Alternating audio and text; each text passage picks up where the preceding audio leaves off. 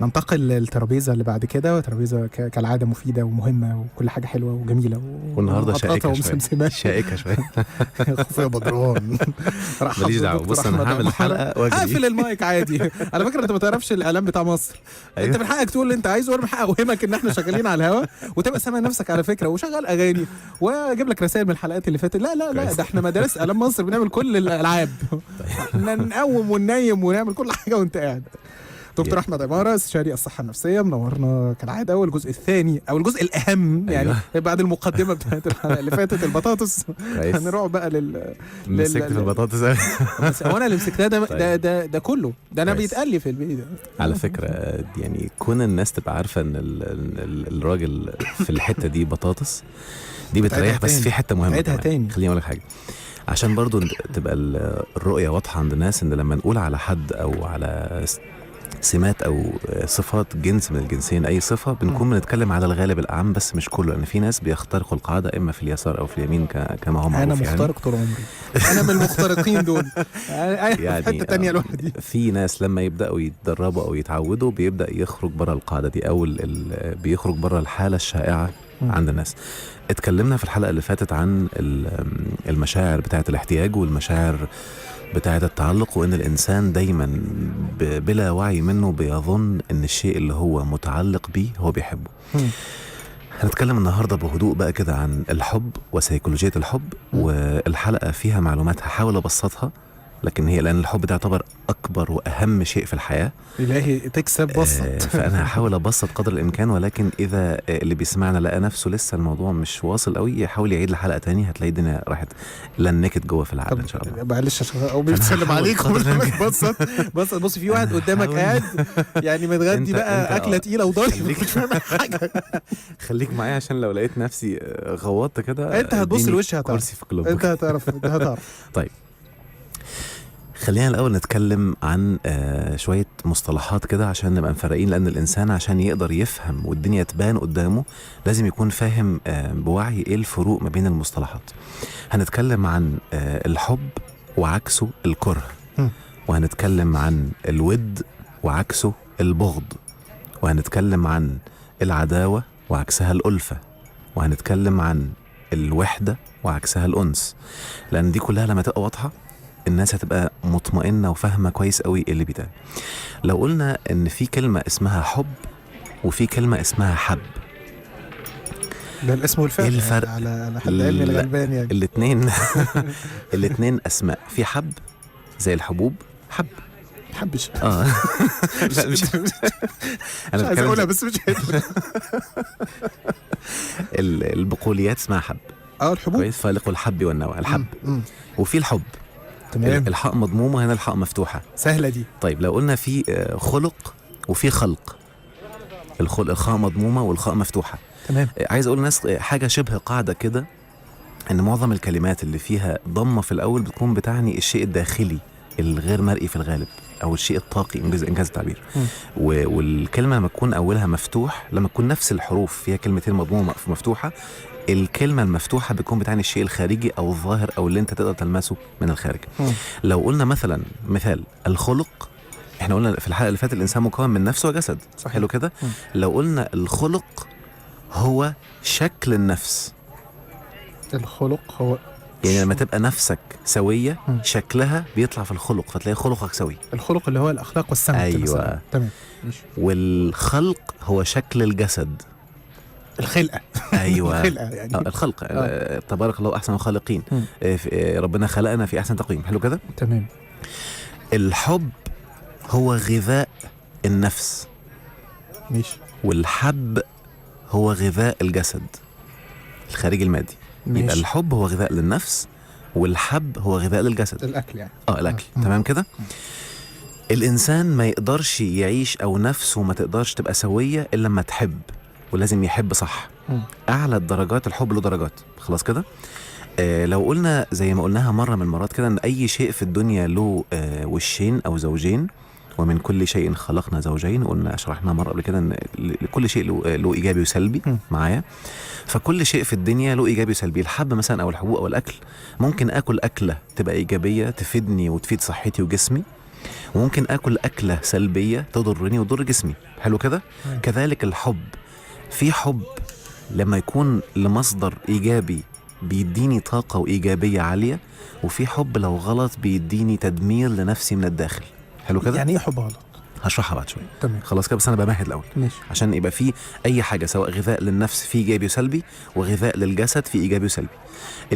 الغذاء الايجابي هو الاشياء الطيبه، الطيبات اللي ربنا شرحها بمعنى كلمه طيب او طيبه.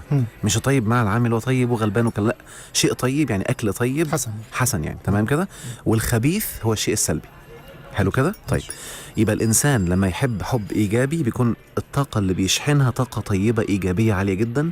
لما يحب حب سلبي بيكون بيشحن طاقه برضو بس خبيثه بتهدم. عارف لما يكون انسان عطشان ويشرب ميه بيرتوي، او بيشرب حاجه مملحه، بيشرب بس بعد 5 دقايق تلاقيه عطشان جدا، يشرب تاني يحس انه ارتوى، بعد شويه تلاقيه عطشان جدا. الخبيث اذا شرب، يعني اذا تحمل انه يشربها. ايوه كمان. او حتى لو حاجه مسكره، يعني احيانا بعض الناس لما يعطشوا يروحوا يشربوا عصيرات بس يحس انه عايز غازيه.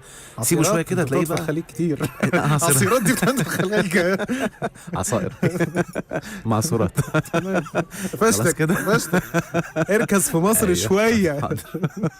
خلاص كده. تمام. يبقى الحاجات اللي ممكن تكون مسكره قوي لما تشربها تحس انك انت ارتويت، شعور بسيط، ولكن شويه تلاقي نفسك بقيت عطشان اكتر. صحيح. حلو كده. طيب، العلاقات الإنسانية الطبيعي اللي يكون فيها هو الود. تمام. الإنسان بيتعامل مع الناس بحالة من الود وحالة من التعامل الإيجابي السليم. الطبيعي أصلا حالة زي ما قلنا بقى، الحب هو غذاء النفس. النفس ما تقدرش تعيش من غير حب، وبالتالي الحب ده هو مصدر شحن الطاقة بتاع النفس. عشان كده المفروض أكبر حب وأعلى حب جوانا يبقى حب الإله اللي خلقني، الله سبحانه وتعالى. ده الطبيعي.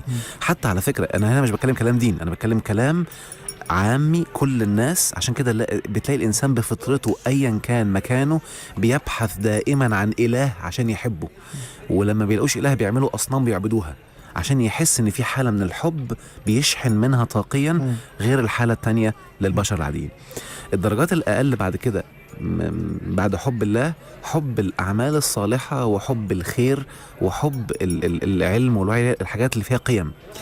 انت دلوقتي بتتكلم دكتور عن الحب الإيجابي، عن شكل الحب الإيجابي. أنا بشرح كل درجات الحب بيكون عبارة عن كذا. بشرح كل درجات الحب عشان أقدر أبين. خلاص دلوقتي احنا بنتكلم عن الإيجابي. حب الخالق أو حب الإله بصفة عامة كائنا كان بقى، يعني من هو له إله ومن هو ملحد. كل واحد يعني هو بيحط له إله هواه، يعني كل واحد كده. أنا كنت لسه هقول لك الله ينور عليك بقى. يبقى هنا بيحب إله. خلاص كده. وبعدين بيحب الخير والأعمال الخير والصالحة، وبعدين يحب البشر. تمام كده. تمام. ده الحب على المستوى الإيجابي. طيب لو هو حط إله خطأ، بيحصل حالة من الحب لهذا الإله، ولكن بيكون الشحن في شح بقى مش عطاء. فيبدأ زي ما قلنا مثال بقى، مية بملح أو مية مسكرة قوي، فيبدأ يحس إنه بيرتوي بس الارتواء مش كامل، اللي هو حب الهوى اللي بينبع عنه الشهوات، أو إن هو بيبقى مقطوع عن الإله أصلا الحقيقي، فيحس إن نفسه محتاجة قوي، فيبدأ يحس بالاحتياج والتعلق، فيحب زينة الحياة الدنيا بقى، المال، الشهرة، الجنس، اللي هي الشهوات. ده كده بقى إلهه. هنا بقى الهوى هو إلهه من غير ما ياخد باله. لما يبقى الهوى إلهه لا يمكن يرتاح إلا لما يعمل الحاجات الشهوانية اللي بيحبها. تلاقيه دايما عبد عند المال، ما يقدر يحصل له لخبطة في التوازن لو ما بقاش عنده فلوس، لو يحصل له لخبطة في التوازن لو ما بقاش مشهور أو معروف، يحصل له لخبطة لو ما حسش إن اللي قدامي بيحبني. خلي بالك، لما يكون إنسان بيحب الإله بصورة صحيحة بيبقى مشحون، بياخد من الإله طاقة نورانية عالية جدا، فيبدأ لما يحب يعطي، فالحب بيدوم. أنا النهارده بحب مراتي فبعطيها حب جميل جدا، بحب ولادي، بحب أبويا، بحب أمي، فبيتحول الحب عندي إلى عطاء بينتج عنه المردود إيجابي عالي جدا. طب لما يكون الإنسان مش واعي لمفهوم الإله، فتلاقي الهوى هو اللي بقى عالي عنده، فيبقى في حالة فقدان، هو مش بياخد، فتلاقيه بيحب عشان يشرب أو يشفط من الناس، فتلاقي أوتوماتيك اللي قدامه بدأ ينفر منه. مش عارف يتوازن معاه. حلو كده، وتلاقيه فجأة حصل نفور كده وبقى مش طايقك وبقى مخنوق منك لانك انت بتسحب منه الطاقة مش بتديله. في ناس كده فعلا، في ناس كده فعلا تكره القعدة معاها يعني. ايوه. حتة مهمة كمان بقى، الحب حالة بيصاحبها دايما مشاعر امان واطمئنان. الكره اللي هو عكس الحب حالة يصاحبها مشاعر خوف. والخوف هنا بتكلم عن الخوف السلبي، الخوف اللي هو اعلى درجة زي الرعب او القلق او التوتر معايا، او التوجس خيفة. لا يمكن انسان يا احمد يحب حد بيخاف منه. وانتبه للحتة الخطيرة دي، لا يمكن انسان يحب حد بيخاف منه، لان حالة الحب زي ما اتفقنا معاها اطمئنان وامان. ممكن يكون بيتهيألي ان انا بحبه، ممكن. ما احنا هنا تعلق بقى، عشان كده هنوضح. ممكن تكون مش قادر تستغنى عنه، ده يبقى اسمه تعلق. ربنا من خوف، يقول لك انا بحب ربنا بس هو في الحقيقه ما بيحبش. ما هي دي كنت لسه هكمل. المشكله بقى لما بعض الناس اللي مش فاهمين السيكولوجيا وعلم النفس وبداوا يكلموا الناس في الدين في المشاعر، فخلطوا ما بين المشاعر، فبدا يخلي الناس تخاف من ربنا وتترعب منه، اللي هو خوف الرعب. صح. حلو كده. خوف الرعب ده يخليك مستحيل تحب ربنا. كويس ان انت بتقول الكلام ده عشان في خطبه الجمعه الصبح. أيوة. يخليك مستحيل تحب ربنا وتبقى من جوه مش قادر تقولها. انت حاسس بنفور بس انت مش قادر، فانت خايف اقول حتى، خايف تقولها حتى. هي دي المشكله. تمام. صح. لو قلنا الحب لا يمكن يكون 100%، حلو كده، فلو الحب 95 بيكون في شويه خوف خفيف كده اللي هو بنسميه الخشيه. اي حد بيحب حد لا يمكن يجيب معاه 100%، حلو كده. فتلاقي دايما اللي بيحب حد خايف على مشاعره، خايف يزعله، خايف يضايقه. هو ده الخوف اللي مع ربنا، ان انا خايف يزعل مني، مش مرعوب. ده يمشي مع الحب عادي. ده خوف اللي هو صحي، اللي هو صحي. ده اول درجات الخوف اللي الدين بيتكلم عنها. خوف ان انا ازعل ربنا. أيوة. لكن مش خوف من عقاب، مش مرعوب وان انا هيحصل لي وهشوف. مش مرعوب من الله. حلو كده. دي حته مهمه جدا، مش مرعوب منه. اعرف جوايا ازاي اذا كنت انا خايف الخوف الصحي او ان انا مرعوب من ربنا. لسه هشرحها بعد شويه بقى. اذا الامان اختفى من عندك يبقى ده خوف غير صحي. يعني اذا حسيت انك مش مطمن لربنا، مرعوب، قاعد قلقان، خايف، مش واثق فيه، ايوه، هنا يبقى خوف غير صحي. المشكله بقى عشان كده دايما الناس اللي بتتابعنا على الفيسبوك كان عندي عداء مع الموروث بتاعنا للاسف، لان معظمه بيحث على الخوف وعدم الاطمئنان وبيعتبروا فضيله انك لما تبقى قاعد مش مطمن ده كويس يبقى انت بتعبد ربنا صح. اوعى تطمن لربنا. حتى بيروجوا كلام يمكن في قصص متالفه وبينسبوها زور وبهتان لبعض الصحابه والكلام ده، زي قصه شهيره جدا يقول لك سيدنا ابو بكر رضي الله عنه نام فحلم ان جبريل جاله، يعني جبريل بينزل بعد الأمية يعني، وسأله إن الله راض عنك فهل أنت راض عن الله؟ فقال له والله لا أأمن مكر الله ولو كانت إحدى قدمي في الجنة. شوف الفيلم بقى، يعني هو مش أنا القصة دي بس عشان أنا يعني لا أفتي دينيا، القصة دي موجودة، يعني أنا عارف إنها موجودة، مدى صحتها من عدمها ولكن الله أعلم. اللي أنا أقصده بقى هي موجودة ومنتشرة بقوة جدا جدا جدا، ولكن اللي هيتتبعها مش هيلاقي لها أصل، وفي نفس الوقت مش منطقية لأن جبريل لا ينزل على الناس أصلا. حلو الكلام. بعد الأنبياء دي حتة مهمة جدا، حتى في الرؤيا. طبعا ده سيدنا جبريل معايا. ثانيا حتى الرد لو بتتكلم على ربنا راضي عنك. طب ايه رايك ان انا قريتها في مره بقى، بما ان الموضوع ممكن يكون فيه عك، ان هو كان حوار يدور بين سيدنا ابو بكر رضي الله عنه واحد الصحابه كمان، يعني من ضمن التغييرات بقى وصلت انها حوار بين الصحابه. ما انا بقول لك الخلاصه ان عارف انت ركز معايا كده، انت مش مطمن حتى لو انت بتحط رجلك اليمين في الجنه لربنا يرجع في كلامه ويدخلك النار. ربنا يقدر بيا. ايه يا عم ده يا عم، ايه ده يا عم، يعني حتى مش منطقيه حتى. يعني انت خلاص اتحاسبت وبعد الحساب ماشي رايح الجنه مش ضامن كمان. فده بيخلي الناس ينزع منهم الامان والاطمئنان، يقوم ما يعرفش يحب ربنا اصلا، مستحيل يحبه حتى لو انا رجلي في الجنه. ايوه شفت المشكله. شفت حتى يوم الحساب، يعني انا خلاص دخل الجنه فممكن انا داخل. هو في حد في الجنه حسابه خلص وداخل رايح الجنه مش مطمن كمان؟ لا. فحتى لو فكرت فيها عقليا مش ممكن معايا. وبالتالي وبعدين حتى حته مهمه كمان، حتى يا سيدي لو هي صحيحه سيدنا ابو بكر غلط، مش ممكن يغلط، ما هو بشر كلنا. وبالتالي هو مش نبي، احنا بناخد الكلام من الانبياء يا جماعه. يعني اذا كان سيدنا محمد ما قالش كده ليه؟ هو تقي اكتر من سيدنا محمد يعني؟ فلازم نفكر فيها. وبالتالي هنا الحته المشكله اللي دايما بتحصل، وانا ليه بتكلم في الحته دي مهمه قوي، عشان انا عاوز الناس تعرف تحب وتستمتع بالحب صح. لان لو الحب اتقطع بينك وبين ربنا، نفسك مش هتشحن. زي ما قلنا الحب غذاء النفس، فاذا النفس ما شحنتش، انتبه كده، ستتحول من حاله العطاء الى حالة الشح، فهتبقى نفسك شحيحة عاملة زي الأسفنجة اللي محتاجة تشرب بقوة، وبالتالي هتصبح أسير لحالة الحب للبشر. يوم ساعتها يحصل إيه بقى؟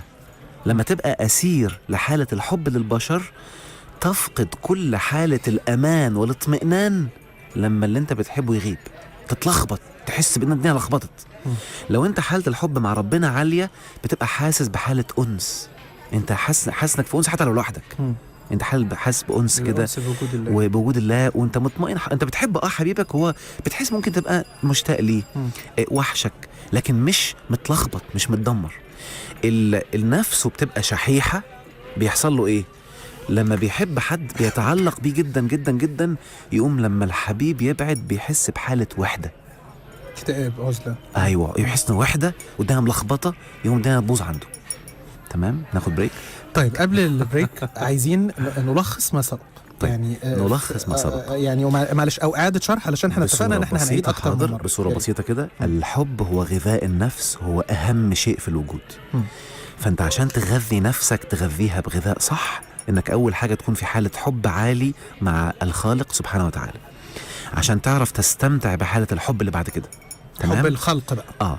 ان حب الخير ثم حب الخلق. تمام كده. الاول حب الله، حب الله سبحانه وتعالى، حب الاعمال حب الصالحات والخير، وراه على طول حب الخلق. تمام كده. حب العباد. لو انت فقدت حالة حب الخير، حب الله وحب الخير، هتلاقي نفسك في حالة اشتياق ولهفة وتعلق شديد بالمخلوق. او بالمناسبة بقى هتتعلق باللي يديك امان وانت مش واخد بالك. يوم ايه اللي يحصل؟ تقوم تتعلق بيه جدا، تقوم يبقى هو مصدرك للأمان. وطالما مصدرك للأمان شيء متغير، ممكن يغيب، ممكن يموت، عمرك ما هتدوق الأمان في حياتك. زي يعني قلبنا على طفل صغير متعلق بحد كبير يعني. بتبقى كده بالظبط، وتحس بحالة لخبطة في الطاقة وفي الجسم. ده غلط لما يكون مثلا يعني في واحدة مثلا بالنسبة لها زوجها هو كل الأمان، فلما بيجيب الدنيا بتتلخبط وبتبقى محتاسة وتكلمه وقول لي عامل ايه. ده غلط. ده انا عايز اقول معلش كلمة صادمة، انا اسف، وده رأيي واللي مش عاجبه ده حقك. ان ده عمق معنى الشرك بالله، انك اشركت حد في الحتة دي مع ربنا. عشان كده لما ربنا يعني الشرك المعنى يعني الشرك درجات. في شرك مخرج من المله، ان انا عبدت حد من دون الله، عبدت اله اخر. وفي شرك زي الرياء، بشرك الناس مع ربنا، ما ده شرك، بس شرك اصغر، حتى بيسموه شرك اصغر. فهو درجات من الشرك معايا. على فكره تقدر تعرف درجه الشرك من درجه الالم اللي جواك. ليه بقى؟ لأن الألم الشديد معناه الشيء ده لم يغفر، فبتدوق ألمه. عشان كده ربنا قال إن الله لا يغفر أن يشرك به، لا تغفر، هتحس ألمها. الألم بيجي ينظف معايا. فكل ما كان جواك ألم رهيب اعرف ان درجة الشرك عندك عالية. خدها قاعدة كده، دي حالة نفسية. عايز يعني من كلامك يعني فكرة كلمة الشرك مش بالمعنى مش بالمعنى اللي احنا اتربينا عليه اللي بيقولوه. الشرك اللي هو انت كفرت. انا خرجت عن الملة. لا على فكرة الكفر غير الشرك. دي حتة مهمة جدا. أنا عملت شريك بس كده في حالة الحب وضلعته لدرجة منزلة الإله. حلو كده. عليت بني آدم لدرجة انه بالنسبة لي بقى. خليني اقول لك حاجة مهمة. نفس المرتبة. في مصطلحين: الأمان والاطمئنان. تمام كده. الأمان لا يكون إلا بالله بس. الاطمئنان يكون بالماديات والمخلوقات. انا بطمئن بالخير، بطمئن. يعني سيدنا ابراهيم لما ربنا قال له اولم تؤمن قال بلى ولكن ليطمئن قلبي، عاوز اشوف حاجه قدامي عشان ابقى مطمئن. فالاطمئنان بالماديات والايمان بالغيبيات هو بالله سبحانه وتعالى. تمام كده. هنكمل كلامنا مع دكتور احمد، واللي برضو في حاجات فيها لبس يسال. هنفضل نعيد لحد ما نوصل للمعنى الايجابي ان شاء الله من الحلقه. خليكم معنا. ويحضرني مقولة شهيرة أحد المستمعين بعدها لك بيقول لك حب إيه اللي أنت جاي تقول عليه؟ طيب زي ما اتفقنا الحب لما يكون صح بيشحن، وبالتالي الإنسان بيكون في حالة طاقة إيجابية عالية جدا يقدر ينجح فيها. عشان كده على فكرة حالات الحب الراقي السامي العالية ممكن يبقى الإنسان مريض تلاقيه فجأة تسارع جسمه في الشفاء بصورة عالية جدا، والمناعة بتعلى بصورة تذهل اللي حواليه. الحتة كمان المهمة اللي عاوز أشير إليها إن الكره من أسوأ الطاقات السلبية. بس في حتة مهمة: الكره يصبح طاقة سلبية إذا كان موجه لأشخاص، والكره قد يكون إيجابي لو موجه لأفعال أو أشياء. يعني أنا أكره مثلا السرقة، ده عادي إيجابي، لكن تكره شخص ده سلبي. كده فهمت. مجرد تكره، على فكرة بمجرد ما تكره شخص الطاقة عندك بتتلخبط، وبالتالي بتجذب لحياتك سلبيات وضرر وأمراض كتير. يمكن حتى لاحظت حاجة مهمة قوي، احنا عارفين ان الحب عكس الكره، صح كده؟ ما لقيتش مثلا ربنا سبحانه وتعالى بيتكلم في القرآن انه بيكره حد. يعني حتى مثلا الظالمين يقول لك لا يحب، ما يقولش لا يكره. إن الله لا يحب الظالمين، لا يحب من كان خوانا كفورا، والله لا يحب كل كفار أثيم، إن الله لا يحب الكافرين، لا يحب الظالمين، لا يحب المسرفين. طب ليه ما قالش يكره؟ لأنه بيتكلم عن أشخاص. يعني ولله المثل الأعلى. أنا سبحان بدي الله، مثال. ده الإله كمان يعني فحتى الله سبحانه وتعالى لما اتكلم عن الظالمين ما قالش بيكرههم. على فكرة لو قلنا مثلا في حالة حياد، مش شرط أنا مش بحبك يا أحمد يبقى أكرهك، أنا مش بحبك بس مش هكرهك. اللي هو الفات. أيوة. أنا ممكن ما أحبكش، بس مش معنى ان انا مش بحبك يبقى بكرهك. ما انا ممكن تكون واحد جارنا ولا واحد عادي في الشارع انا مش بحبه، بس مش معنى كده ان انا بكرهه. فلازم ننتبه من الحته دي، تمام؟ وبالتالي حتى لو انت انسان لقيت نفسك مش بتحبه يا سيدي ما تحبوش، بس ما تقولش بكرهه، لانك حاله الكره دي بتلخبط طاقه جسمك. حتى لو انا يعني مثلا قلتها لفظا دي غلط. غلط طبعا. يعني انت دايما يعني تقول لي ما تقولهاش. ما تقولهاش. الالفاظ زي ما اتفقنا الجسم عندنا بيتعامل معاها حتى لو انت مش منتبه ليها، وقلنا يمكن شرحناها بيترجمها كده على طول. بيترجمها زي الكمبيوتر. لو انا ماسك النهارده الموبايل بتاعي وبهزر وجبت اسم وعملت ديليت وانا بهزر، هيمسح، مش ضغطت على ديليت، مش هيقول لي انت بتهزر. ايوه. فانت ممكن تكون بتهزر وتقول كلمه سلبيه جسمك بينفذها حتى لو انت مش واخد بالك. ممكن لو اديت مثال دايما قبل كده كتير، ان طالب في الجامعه يقول يا عم ده ماده صعبه، هو مش واخد باله وبيهزر، يوم الجسم يبدا ينفذ كلمه صعبه يوقف لك الادراك والفهم والذاكره والذكاء وكل الكلام ده، وتلاقي الماده دي بقت مكلكعه طول حياتك وانت مش منتبه. فلازم ننتبه. حتى انا بقول ايه ده انا بكرهه، ده انا كذا، يوم لما اقول بكرهه كتير يبدا يحصل حاجز نفسي بينك وبينه وانت مش منتبه، تحس بنفور رهيب لما تتعامل معاه. هنيجي بقى لحته كره وكره، دي حته برضو مهمه كمان. كره مضمومة اهي، وكره مفتوحة، يبقى الكره من الداخل والكره من الخارج. فالشيء المكروه هو الشيء اللي انت من جوه حاسس برفض داخلي تجاهه، والكره هو الشيء المفروض عليك غصب عنك من الخارج. معايا؟ وبالتالي لما انا اكون بقى بتعامل مع الناس وانا قاصد اوضح المصطلحات دي تاني عشان يحصل بيان، لان كل ما تبقى الدنيا باينة قدامك وواضحة كل ما عرفت ازاي تستمتع بحياتك صح. المستمعين يركزوا معايا كده، يا ريت لو كل حد جاب ورقة وقلم، او حتى تخيل معايا بهدوء كده خط مستقيم من اعلى الى اسفل. عارفين الاكسس اللي هي الزائد بتاعت الرسم البياني؟ هنعمل خط واحد منها بس، من فوق زائد 100 وتحت خالص معلش تاني سالب 100. هاي تاني لو عملنا خط طويل بالطولي من فوق لتحت. حلو كده. فوق زائد 100 وتحت سالب 100 وفي النص صفر. حلو كده. بلس 100 وماينس 100 وفي النص صفر، اللي هو المتوسط. تمام. الإنسان اللي هو مش مدرك بوعي حب الإله، مش واخد باله في حياته، فتلاقيه دايما تحت الماينس، تحت الصفر، أقصد بالماينس في النص اللي تحت. فالإيه اللي بيحصل له؟ طاقته دايما فيها شح أو ناقصة، فتلاقيه مثلا سالب 50 سالب 60 تحت. يقوم لما يبدأ يتعامل مع الحب اللي قلنا السلبي، حب المال، حب الشهرة، لما يطلع من سالب 60 لسالب 30 بيحس إن في متعة، بس المتعة دي تحت الصفر. انتبه، مهما زادت هي برضه تحت الصفر. لو انا النهارده ضغطت على رجلك جامد قوي قوي قوي قوي وحسيت بألم، وبعدين سبت ايدي وهي بتفك الألم، هتحس باستمتاع، بس لسه مش متعة، لسه مش راحة، لسه بتقلب. حلو كده. النهارده انت عطشان قوي قوي قوي، حطيت بق ميه، بتحس بمتعة بس لسه ما ارتوتش. معايا؟ صح. يبقى هي نسبية. لما تكون سالب 60 وتطلع ل 30 بتحس بانك مرتاح او انك مستمتع، بس المتعة دي نسبية، انت اصلا تحت الصفر دلوقتي.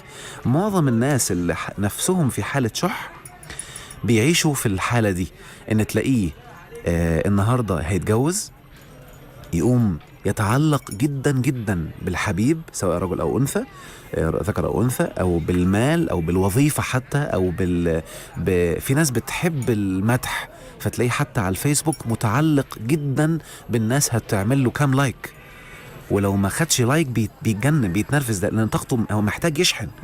فلما الناس تقول له كام لايك كتير بيشحن منهم طاقه، فيطلع من سالب 60 لسالب 50 فيحس بالراحه، وبعدين 5 دقايق تلاقيه نزل تاني.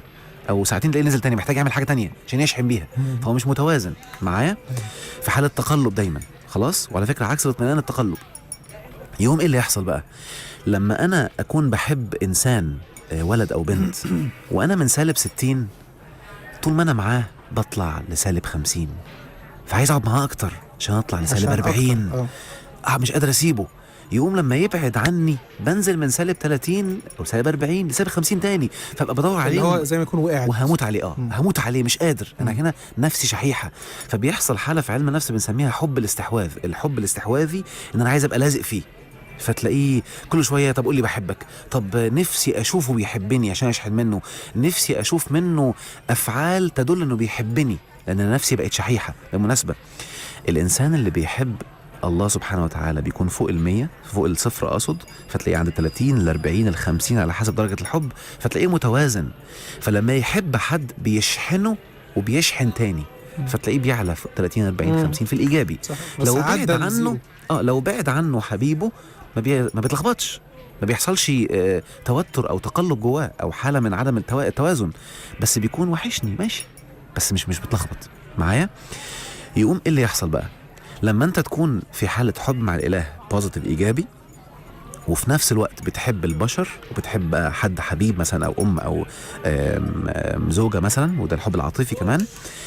لو انت بتحب حب عاطفي تلاقي دايما بتهتم برومانسيات، تهتم بالحاجة اللي فيها رقي، تهتم بنوعية القبلات، الأحضان، طريقتها معايا برومانسية، بحالة جميلة كده، بتبقى في متعة لا يدركها معظم الناس لأن معظمهم في حالة شح. خلاص. وبتلاقي في النهاية خالص بتختتم بالشهوة. اللي بيحب حب شح اللي هو تحت الصفر بيبقى بيعمل كل ده عشان يشحن الشهوة أكتر. فتلاقيه لو بياخد حضن أو قبلة هو عايز شهوة، هو عاوز ينهيها بسرعة معايا، وبعد كده يقوم خلص شهوة يتقلب وخلاص بحالة نفور بعدها. عشان كده ما بيشبعش، الشهوة بتنتهي. الحب الراقي لا ينتهي أبدا مهما أخدت في حضنك ابنك، ولادك، زوجتك، أمك، لا يمكن تشبع منه أبدا. ده الحب الراقي. الحب اللي فيه شح بتلاقي نفسك مش قادر تستغنى عنه في حالة احتياج ليه رهيب. وبعدين لو بتحب المال أو بتحب مثلا الشهرة تلاقي فجأة حسيت بحالة كده من الشبع وما عادش فيه استمتاع زي الأول، فتدور على حاجة تانية معايا. تمام. في نقطة كمان مهمة، عارف لا يا أحمد، لما يكون إنسان في حالة حب إيجابي من الطاقة الطيبة أو الإيجابية، ودي حتة مهمة انتبهوا ليها، بتبقى طاقته إيجابية شحنة بوزيتيف. يوم إيه اللي يحصل له؟ بيجذب لحياته الزوج سواء كان ذكر أو أنثى الإيجابي من نفس الدرجة، فبتلاقيهم الاتنين في حالة حب ممتع غير طبيعي طول العمر، بيزيد كل يوم عن يوم وكل سنة عن سنة. لما يكون الإنسان في حالة شح بتبقى طاقته سلبية، اللي في حالة احتياج دايما بيجذب إنسان ما يديلوش اللي هو عايزه، تخيل زيه عكس اللي هو عايزه. في بخل كمان، في شح. حلو كده. وبالتالي بيجننوا بعض، وبتلاقيهم دايما بيسموا الحب هنا الحب عذاب، لأنه بيتعذب ويتألم لأنه ما شبعش وما ارتواش. تمام. يبقى مش على المشاعر بس، لا ده انت على حالة الجذب كمان. هتلاقي دايما اللي انت محتاجه لا يمكن تلاقيه عند حبيبك، ولو طلع بيطلع بالقطارة وبألم وبحالة كأنك بتشحت. حلو كده. زي ما ويمكن قلنا قبل كده آية من الآيات، ربنا قال لن تنالوا البر حتى تنفقوا مما تحبون. اللي بيحب الحب الإيجابي الطيب اللي هو فوق الصفر بيدي قبل ما ياخد. فالنهاردة لو أنا رايح أحضن ولادي، أنا رايح أحضنهم عشان أحسسهم بالأمان واشحنهم. هو مستمتع استمتاع مش أي حد يدوقه، لكن معظم الناس بيكون مخنوق ومتضايق وقرفان فيروح ياخد ولاده بالحضن عشان يشحن منهم. ده بيدمرهم على فكرة، بيأثر عليهم سلبا. مش عايز اقول كلمة يدمرهم، بيأثر عليهم سلبا لأنه بيسحب من طاقتهم عشان هو يرتوي. فتلاقي الطفل لا إراديا بيزقك، مش عايزك، بيبعد عنك لأنه بيلقط ما بتشحن منه. ما حدش يحضر ولاده بعد كده ولا لا لا لا، أنا شرحت الحاجتين. يعني أنا دلوقتي افرض أنا شخصيا نكدية مثلا، أنا رايح أحضن ولادي أشحنهم مش هاخد منهم. دي نقطة مهمة زي ما اتفقنا في إيجابي وسلبي. طب أنا يعني اعرف منين ان انا رايح اخد ولا دي بقى اظبطها ازاي يعني وانا داخل على الواد كده بالليل؟ هي بالنية. انا النهارده ابني انا رايح اخده بالحضن عشان احسسه بالامان واخليه يحس ان بابا جنبك او بالاطمئنان، وبابا جنبك ومتواجد عشان انا اديله احتياجه الطفولي اللي هو عايزه. يوم اوتوماتيك هيجي لك اللي انت عايزه، بس رباني الهي من فوق مش من الطفل. مش هتستنفذ الواد يعني. لا مش تنفذه، لا ده حب بيزيد جدا، ده هيفضل مستمر للابد وانتوا الاتنين تستمتعوا بيه. الحب اللي فيه عطاء يا احمد الاتنين بيكونوا في حالة استمتاع رهيب. الحب اللي في حالة شح بيكون طرف مستمتع وطرف متألم دايما. يعني تلاقي مثلا زوج وزوجة، نفترض الزوجة في حالة شح والزوج في حالة عطاء، بيبقى الزوجة واخدة زوجها بالحضن تسحب. ازاي يبقوا كده وهم من الاول جذبوا بعض؟ يعني انا هي عطاء وجذبت شح ازاي بقى؟ اتفقنا بقى. هو مش هتاخد لو الزوج في حالة بيدي العطاء، ما هو انا اللي بيشحن دايما انا باخد مراتي بالحضن، فواحد بيدي والتاني بيسحب، فهو ده بنسميه حالة عطاء، بس هو مش في حالة عطاء كامل. عطاء بس من تحت الصفر برضه معايا مش من فوق.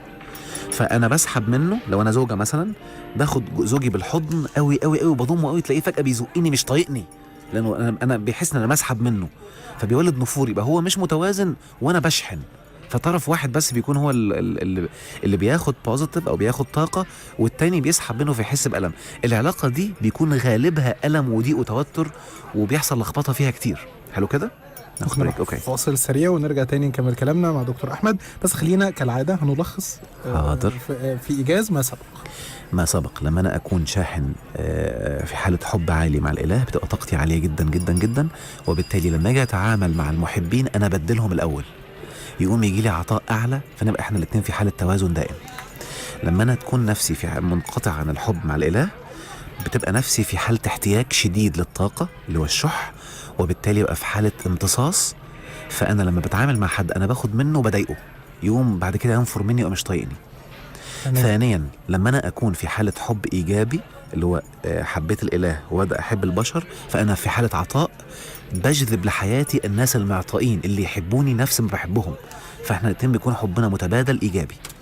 لما انا اكون في حاله شح بجذب لحياتي البخلاء في المشاعر، اللي يتنرفز لو بقيت رومانسي ويتخنق مني ومش طايقني ويحس ان يا عم في ايه خليك عملي معايا، بجذبهم لحياتي. فبفضل بيبقى حياتي كلها مش عارف اعيش حالة الحب الكامل اللي انا كنت نفسي استمتع بيه وبحبه.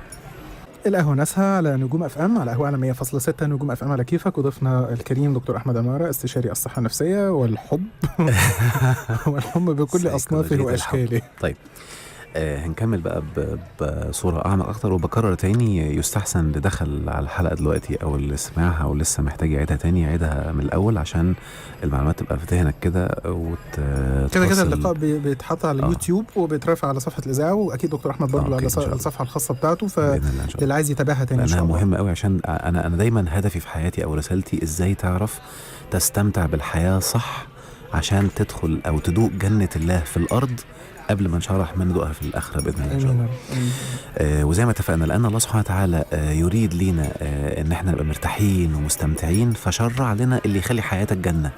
لما الإنسان بيبعد ومش واخد باله بيظن إنه ماشي صح، يوم يلخبط الدنيا ويفضل عايش في الألم بقى، وهو عمال ماشي مع مصطلحات أو كلام جايبه من ناس ممكن تكون آرائهم الشخصية مش بناء عن وعي أو دراسة أو كده، فبيلخبط الدنيا وهو مش منتبه.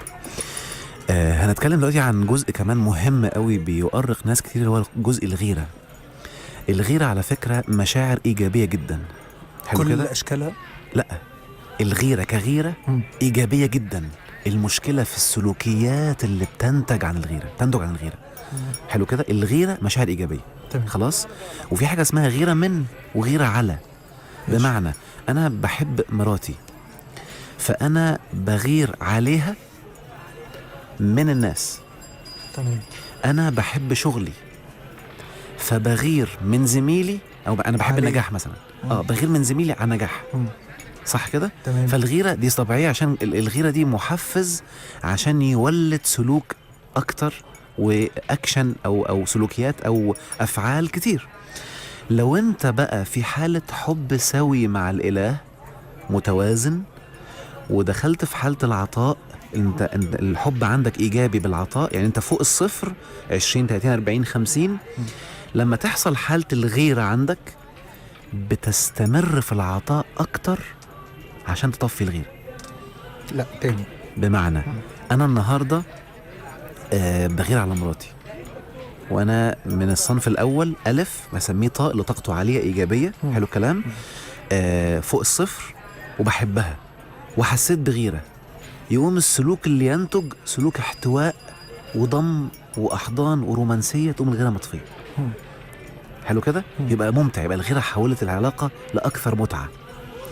لو انا انسان بقى فائل وفاقد للطاقه، بحب اسميه فاء كده، فاقد للطاقه اللي هو تحت الصفر. فاء فاقد للطاقه، فاء فاقد، اول حرف من فاقد للطاقه، حرف الفاء. حرف الفاء. طاء عنده طاقه عاليه، فاء فاقد للطاقه. تمام كده مثال، انا بس مجازا كده عشان ابقى ما اقعدش اعيد كل المصطلحات شويه.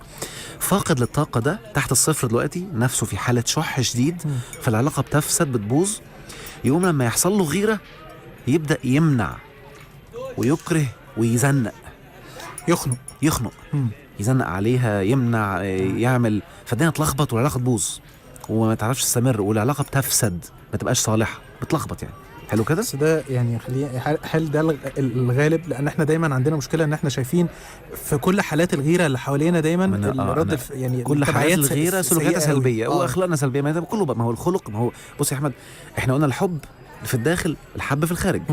الخلق في الداخل، الخلق في الخارج. فلما الانسان الحب عنده يبقى في اتجاه سلبي، ايه اللي بيحصل؟ تطلع بره، الخلق بيبوظ والشهوه هي اللي بتحكم، يقوم الغيره تعمل سلوكيات سلبيه، كله يلخبط. عشان كده الاخلاق مهمه جدا، فاهم اقصد ايه؟ واحنا للاسف فقدنا الاخلاق اللي هي اكبر واهم شيء في الدين. ان الدين سيدنا محمد بعث ليتمم، خلي بالك، مش بعث للاخلاق، ليتمم، والاتمام غير الاكمال. خلي بالك، الاتمام اعلى بكتير من الاكمال. يعني النهارده مثلا انا هدي لك اكل، فانا النهارده جايب لك اكل، نفترض انك هتاخد 4 قطع من حاجه، لما اجيب لك 3 قطع واجيب القطعه الرابعه، انا كده كملت اكلك.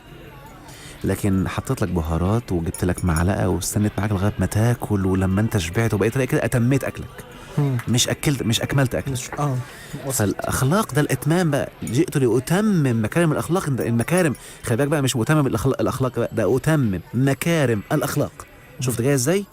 واحنا اصبحنا بقى افضل مكارم الاخلاق جاي يتممها. احنا اصبحنا اصلا دلوقتي للاسف شديد، وفي بعض الناس، انا اسف هقول لفظ صعب شويه، لا يفقهوا عمق الدين وبقوا تصدروا للدعوه، يعني بيبداوا يصوروا الناس ان الشتيمه والكره، يقول لك اني ابغضك في الله، والكلام الفاضي اللي بيطلع ده. تحس حتى الجمله دي، ايوه، يعني الجمله دي متعبه، وخلوها يعني من الدين معايا، ويلخبطوا الدنيا عند الناس من غير ما يدركوا معنى البغض ومعنى الكره والكلام ده، وبالتالي بيبدا يلخبط الدنيا. ومعلش انا هسألك سؤال مهم قوي، لو جبنا واحد بلطجي، يعني في حديث بيقول رائع جدا، بيقول ايه؟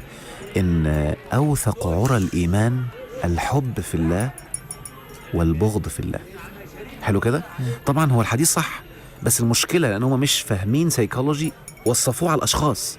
هو هنا في الاشياء مش في الاشخاص. ليه؟ في الصفات مثلا. لا، ده هديك مثال بقى. طب هديك مثالين وقول لي مين فيهم الايمان عالي. واحد شاف واحد مش متوافق معاه في الفكر فكره وغضب منه، ده اللي بيحصل، ده كده ايمانه عالي؟ لا طبعا. طيب واحد النهارده في محكمه وهيتحكم عليه بحكم سلبي، واحد جه يشهد معاه عشان يخرجه، فهو كره الفعل ده، قال له لا ما تشهدش، مع انه لو شهد هيخرجه. لو شهد عليه يا جماعه ما عملش، ممكن ياخد براءه. فانا كرهت ان هو يشهد لي وقلت له لا ما تشهدش. ده ايمان عالي ولا مش ايمان عالي؟ ده مثاليه. هو ده الايمان العالي بقى، هو ده بقى الكره في الله والبغض في الله. ان انت الافعال تكرهها عشان ربنا، مش عشانك انت، حاجه ارضاء لله. ايوه، ده اعلى درجات الايمان. فهم فسروها على الاشخاص، ودي المشكله، وده اللي عمل اللخبطه في الفهم. ان احنا وصلنا لمرحله ان انا لما اكره حد انا بكرهه في الله. ايوه، معظم موروثنا الديني ملخبط في السكه دي، في الحته بتاعت الحته دي، معظمه، مش عايز اقول كله برضه معايا. وبالتالي لو انا بقى هديك مثال كمان برضو مهم جدا، الانسان اللي في حاله الحب الراقي الطيب اللي هو فوق الصفر، اللي حب الاله عنده اعلى حاجه. عشان كده ربنا قال والذين امنوا اشد حبا لله معايا.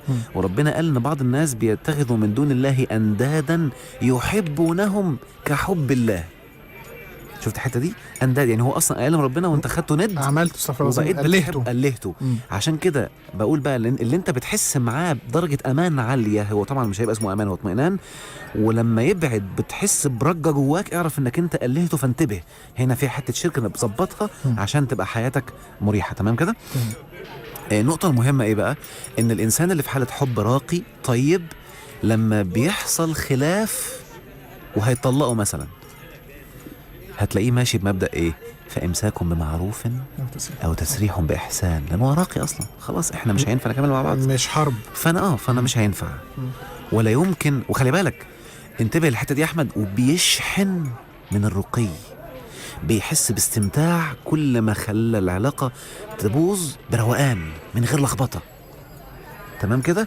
بص بقى على اللي في نفسه شحيحه واللي في حاله شح وبيحب حب تعلق وشهوه، لو هيحصل لخبطه او حد، انا هديك مثال بقى، ده لو حس ان اللي قدامه مش بيديله اللي هو عاوزه بيتعمد يولع فيه، بيرتاح لما يخليه يتألم.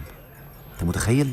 هو ده احنا الطلاق في مصر بنسبه 99.9% ده اللي بيحصل. لا ده انا هقول حاجه كمان بقى، ده ممكن يكون الشخص متعلق بالشخص وعارف انه بيحبه، يقول له انا هبعد عشان يألمه. انت متخيل توصل درجه ايه؟ هو مش قادر يبعد بس انا هقول له هبعد عشان أألمك. ده الحب اللي تحت الصفر، الحب السلبي اللي بيخليك ما ترشحنش الا بالضرر او بالألم او بالأذية للآخر عشان تروي الحالة اللي جواك دي. تمام كده؟ يقوم لو حصل طلاق او حصل لخبطه يبقى في ايذاء والم ومرمطه، ويبدا يتعمل في زي اللي بيقولوا بيتحول. ليه بقى؟ لان ساعتها بينتقل الحب من حب الشخص الى حب الانا والكبر. فالانا او الايجو او حاله الكبر بيحصل ايه؟ بيحصل ان هو لا يروي ظمأه الا لما يهين الاخر عشان يحس انه بقى اعلى منه، ويبدأ يخش في السلبيات واللخبطة اللي بتبدأ تلخبط الدنيا دي خالص. بريك. اوكي. القهوة على نجوم اف ام والقهوة ناسها مع دكتور احمد عمارة استشاري الصحة النفسية. صفحة دكتور احمد عمارة على الفيسبوك للي بيسأل. يا ريت يا دكتور تقول facebook.com/a.عمارة 3EMARA A نقطة 3 EMARA EMARA او يعمل على www.ahmedamara.net وهي فيها لينك على الفيسبوك على طول. تمام. دكتور احمد قبل بالظبط قبل ما ننام عشان منع، لان في اكيد ناس بتسقط من انا بعيد تاني الموضوع زي ما اتفقنا يعتبر من اهم المواضيع في حياتك، فانا هو عميق لوحده، فانا بحاول ابسطه قدر الامكان. هعيدها تاني سريعا. لما انت تكون في حالة حب اللي انت شاحن اصلا مع المصدر الرئيسي للطاقة زي ما اتفقنا هو اله الكون، بتبقى ساتسفايد، مشحون شحنة طاقة ايجابية عالية، وبالتالي تعاملك مع الغيرة بيكون تعامل متوازن. انا النهاردة لو بغير على مراتي فتلاقيني الغيرة دي بتحثني على مزيد من القرب والدفء والاحتواء، تقوم تستمتع والغيرة تطفي مع القرب. اللي الحب عنده حب من شح، يعني انت صلتك بالاله ملخبطه، وبالتالي انت بتشحن الماديات اللي احنا اتفقنا هي ما بتشبعش، مهما خدت كل ماديات الكون لن تشبع، واتكلمنا عنها في الحلقه اللي فاتت، بقى متعلق بيها. فتلاقي نفسك في حاله لو انت حسيت بالغيره بتحس انك بتمنع عشان تطمن وترتاح وتطفي الغيره. كل ما منعت اللي هو زي ما اتفقنا الانانيه بقى، كل ما منعت وضغطت على الشخص اللي قدامك وبدات تراقبه وتشوف هو فين، زوج ولا زوجه بقى، ومحاصره، بتحس بطفي الغيره، وبالتالي بتخنق اللي قدامك منك ويبدا يحصل نفور والدنيا تلخبط. تمام. في حته مهمه كمان بقى، ان من شح النفس طبعا زي ما اتفقنا شح النفس بقت الطاقه عندك قليله جدا وانت بتسحب الطاقه من الاخرين، فتبقى نفسك شحيحه وبالتالي بتفسد دايما العلاقات. هقول هنا مفاجأة شوية، ويمكن معلش اعذروني برضو قد تكون صادمة وقد تكون أو متنافية تماما مع بعض الموروثات اللي احنا متوارثينها، فتقبلوها. إذا عجبتك كان بها، ما عجبتكش اعتبر واحد بيقول كلام كده وعديها. ما عندناش هنا في مصر ما عجبتكش عديها، تقبلوها، عجبتك تمام، ما تقبلوهاش ابعتوا اشتمونا باللي جابونا. ده الخلق بقى. عاوزين نشوف الخلق لما يطلع عند الاختلاف. لا هو جاي والله لا. في حتة مهمة جدا بقى، ان احنا برضو ودي حتة في التعامل مع الزوج والزوجة. ربنا قال في القرآن مثلا واللاتي تخافون نشوزهن فعظوهن واهجروهن في المضاجع واضربوهن. تم تفسير كلمة نشوز على انه عدم الطاعه. الناشز. ما هي دي الكارثه بقى، ان هو تم تفسير كلمه ناشز ان هي عدم الطاعه. حلو كده. وبالتالي بقى اخدوها من ناحيه ان الزوج وزوجته وانها كده بقت ناشز ومن حقه يعمل كذا وكذا وكذا. طب بتطاع على طول. انا هقول لك بقى حته مهمه جدا الناس مش واخده بالها، ان في ايه تانية بتقول وان امراه خافت من بعلها نشوزا برضو. يبقى ممكن الزوجه تنشز وممكن الزوج ينشز، عشان ما تقوليش طاعه بقى يطفش. من ده اللي بتكلم فيه بقى. فهنا نشوز معناه مختلف تماما عن الطاعه. معناها في كل آية مختلف عن التانية ولا الاثنين واحد؟ لا، النشوز واحد في كل الآيات زي ما اتفقنا. آيات ربنا كلها المعنى بيكون واحد، بس بحسب الحالة ممكن يختلف الوجهة بتاعته أو المنظور، بس نفس المعنى أو المضمون. وخلي بالك برضو هنا مهم قوي لما ربنا يقول واللاتي تخافون نشوزهن غير اللاتي نشزن. يعني لو كان معناها عدم الطاعة يبقى كان لو قال لك اللي ما تطيعش اعمل كذا، مش لو انت خايف انها ما تطيعش اهجرها. ازاي يعني ايه اللي هو التحسب يعني؟ ده هو ده انت بيقول لك واللاتي تخافون، لو انت خايف عشان ده ما يحصلش حتى يعني. ايوه. فهنا النشوز، ودي حته مهمه قوي، النشوز لو جينا نشوف معناها ايه هنبص لبقيه الايات عشان نفهمها. هتلاقي في ايه بتقول وانظر الى العظام كيف ننشزها ثم نكسوها لحمه. حته تانية خالص. ايوه. هتلاقي ايه تانية بتقول وإذا قيل لكم يا أيها الذين آمنوا إذا قيل لكم تفسحوا في المجالس فافسحوا يفسح الله لكم وإذا قيل انشزوا فانشزوا. حلو كده. يعني انشزوا هنا معناه ايه؟ أيوة. تقاربوا مثلا. ايوه شفت بقى، شوف النشوز هنا معناه التقارب او الالتصاق. حلو كده. قربوا من بعض. هتلاقي ايوه هتلاقي يبقى انتبه بقى. فانظر الى العظام كيف ننشزها، يعني بنجمعها وبنلزقها نكسوها يعني نكسوها لحمه. وإذا قيل لكم انشزوا فانشزوا. وفي الآية بتاعت الزوج وإن امرأة خافت من بعلها نشوزا أو إعراضا، يقرب يبعد. هنا بنتكلم عن حالة الشح.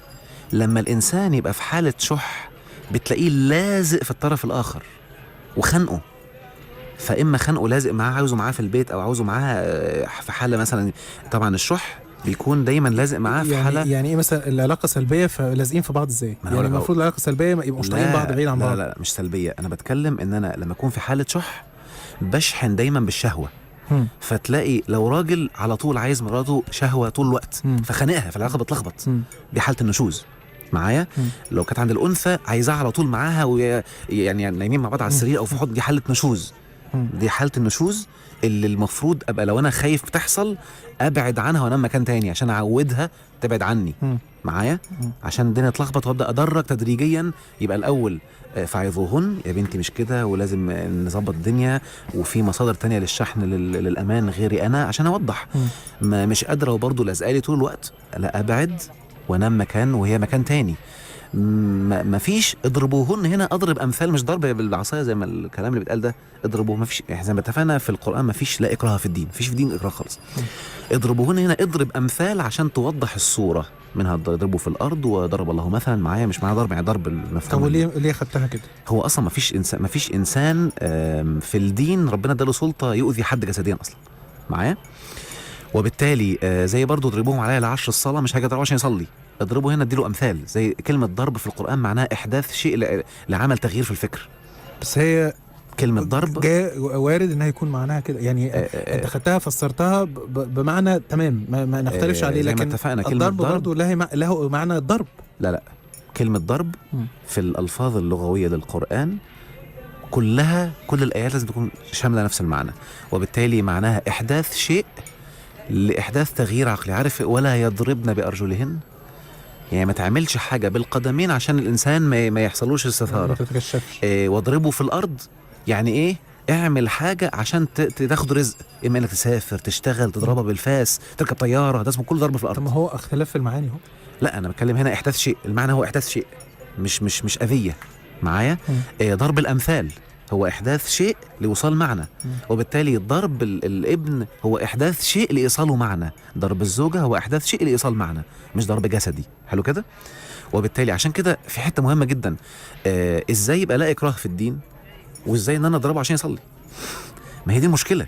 عشان كده بقول لك احنا عندنا في الموروث لخبطه كتير، يقول لك لا اصل ضربه بعصايه، ويبدا يدي تفسيرات كده. انا بقى طبعا مختلف معاهم، بحترم كل العلماء، هي وجهات نظر، ولكن يعني انا لان الموضوع ده متعلق بحاجات نفسيه، فعشان كده انا داخل فيها لانها متعلقه بالنفس. حلو كده. وهكمل لك حتى كمان الحته دي. هتلاقي بص كمان الايه اللي بتتكلم عن نشوز الزوج، وإن امرأة خافت من بعلها نشوزا أو إعراضا فلا جناح عليهما أن يصلحا بينهما صلحا، لأن كده العلاقة لخبطت. والصلح خير وأحضرت الأنفس الشح. الشح هو اللي عمل حالة النشوز زي ما قلنا قبل كده بقى. نفسك شحة فأنت عايز تلزق معايا، فبتبقى حبك استحواذي مش حب عطاء، وده بيلخبط الدنيا. ودايما اللي حبه استحواذي لا يمكن يدوق طعم الحب باستمتاع، زي ما اتفقنا بيكون بيلعب في السالب دايما، وحالة الراحة عنده دايما من السالب. فمهما عمل ومهما غذى، عشان كده معظم الشباب للأسف بقى لما يبدأ يحصل له في الجامعة انجذاب أو حالة إعجاب لواحدة بمعايير معينة شكلية، أو لواحد معايير معينة شكلية لو الأنثى يعني البنت، ويبدأ يحس إن هو حاسس بحالة انجذاب للصفة دي أو للسمات الشكلية دي، بيسمي حالة الانجذاب دي حب، ولكنه مش حب خالص، ولا يمت الحب بصلة. نشوف فاصل ونرجع نعيد ما سبق، عشان يعني اسمح لي، أنا مختلف مع حضرتك في نقطة الضرب دي. مش يعني أنا لست بفقيه. طيب هقول لك حاجة جدا. ربنا قال لنا في القرآن للي ما بيصليش: وأمر أهلك بالصلاة واصطبر عليها، مش اضربهم. يلا طب ماشي، بس الحديث الحديث مش هيبقى عكس آية. لا مش عكس، بس مش معناها الضرب. وليه ما خدناهاش ان هو ليس الضرب ان انا هقوم ارزعه علقه يعني يمكن ما هو اللي هو الضرب مش هجبره، مش اجبار، ولكن هو مش فيه ضرب يعني ازقك كده زقك كده اقول لك كده هو كده ابقى ضربتك. ده اكراه نفسي، ده بنسميه ابتزاز عاطفي.